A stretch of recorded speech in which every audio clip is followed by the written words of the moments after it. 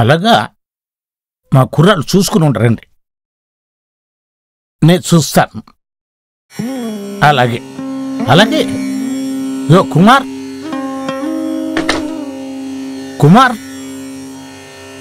Sir, Kumar గారు శనివారం అని బ్యాంక్ పని చూసుకుని అటునుంచి అటే వెళ్ళిపోతానన్నారు సార్. చైతన్య ఆడిటింగ్ పని మీద బయటికి వెళ్ళారు సార్. ఆ మృత్యుంజయరావు ఫైల్ అందుకో ఓసారి.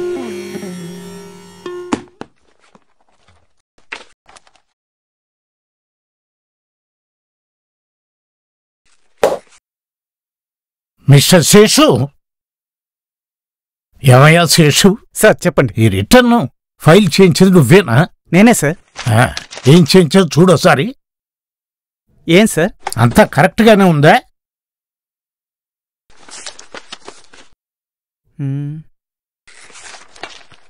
Yeah sir, everything is fine. ఆ రిటర్న్ తాలూకు క్లయింట్ పేరు ఏం మెన్షన్ చేసావు చూడోసారి.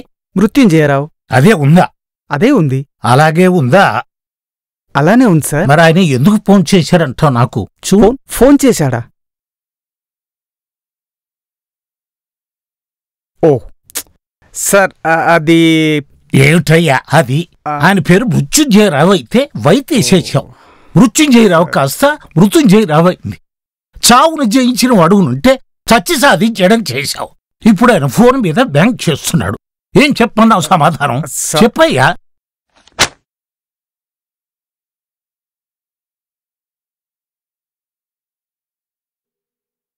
సార్, అది కుర్రాళ్ళు చూసుకున్నట్లు లేదు. అదే వద్దనేది. ఇక్కడ మీ సంజాయిషులు నేనే వినాలి, అక్కడ క్లయింట్ల అజమాయిషీలు నేనే పడాలి. బాగుందయ్యా, డబుల్ ట్యాక్స్ ఎఫెక్ట్.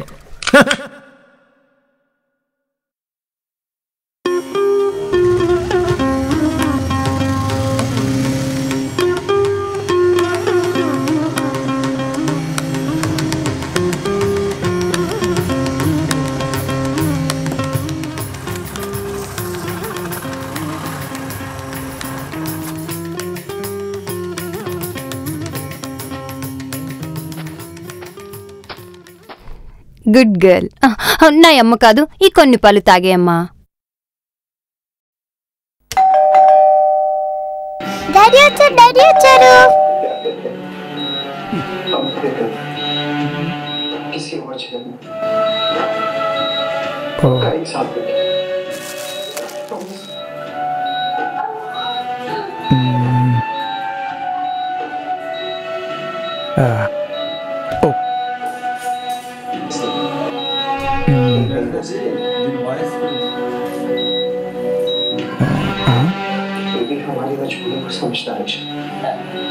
భాషలు మారినా బాధలు మారు. ఇదో మందులని చెప్పైపోయింది.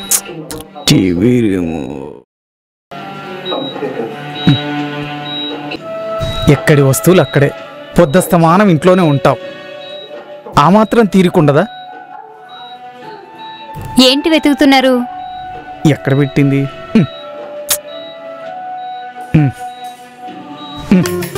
టీవీ సీరియల్ చూసే ఇల్లు, మనశ్శాంతి లేని ఆఫీసు, రెండింటికి తేడా లేకుండా అయిపోయింది. మీకిప్పుడు ఏం కావాలి? కాస్త మనశ్శాంతి. అదెక్కడ దొరుకుతుందో చెప్పండి. కిలోనో 2 కిలోలో తీసుకొస్తాను. భోజనంతో పాటు అది కూడా వడ్డిస్తాను. నువ్వు ఆ టీవీ సీరియల్ చూడడం మానేస్తే దొరకొచ్చేవనని చెప్పడం. టీవీలో నాలా సీరియల్స్ కాకుండా దేశ రాజకీయాలు చూడడం వల్లనే మీకిలా చిరాకొస్తుందేమోనని నేననుకుంటున్నాను. రేపటి నుంచి న్యూస్ చూడడం మానేయండి. అన్నీ సర్దుకుంటాయేమో చూద్దాం.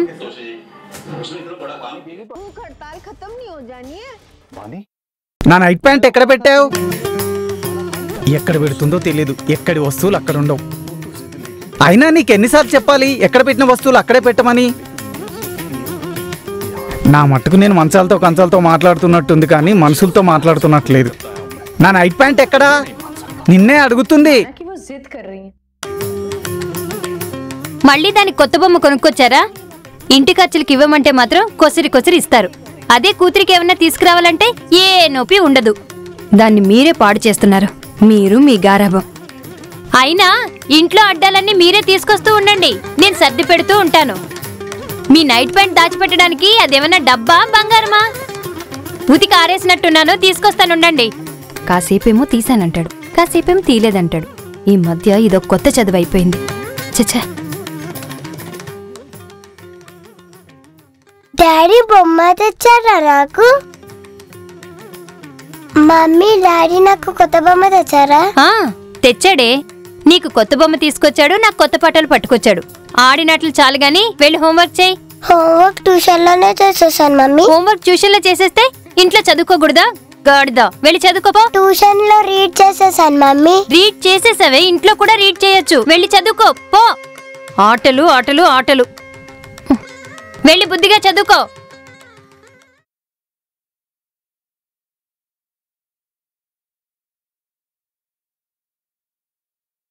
पर वो जिद अपने लिए नहीं कर रही है पापा जी, हमारी खुशियों के लिए, हमारी भलाई के लिए कर रही।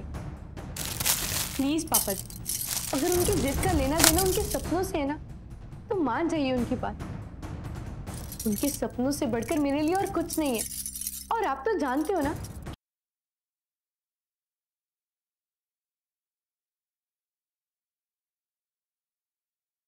और कुछ नहीं है। और आप तो जानते हो ना कि वो जिद की कितनी पक्की है। तू जानती भी है उसकी जिद क्या है?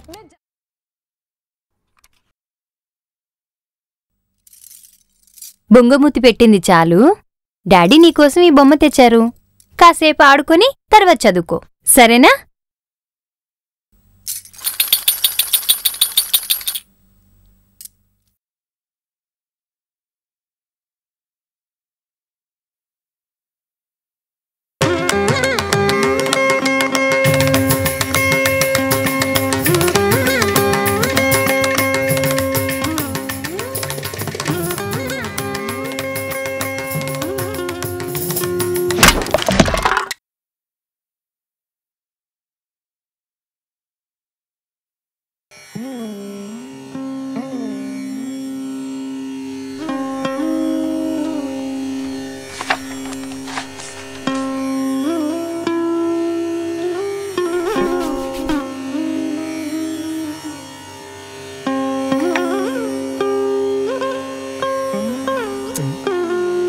టీలో చక్కెర మర్చిపోయినట్టున్నావు.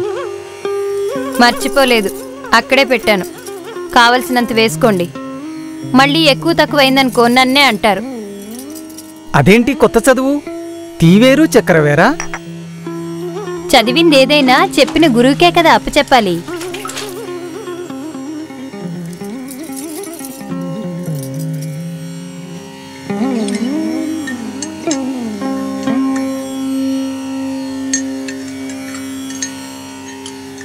మొత్తానికి మీ కూతురు అనిపించుకుంది. ఇదిగోండి మీరు తెచ్చిన బహుమతి.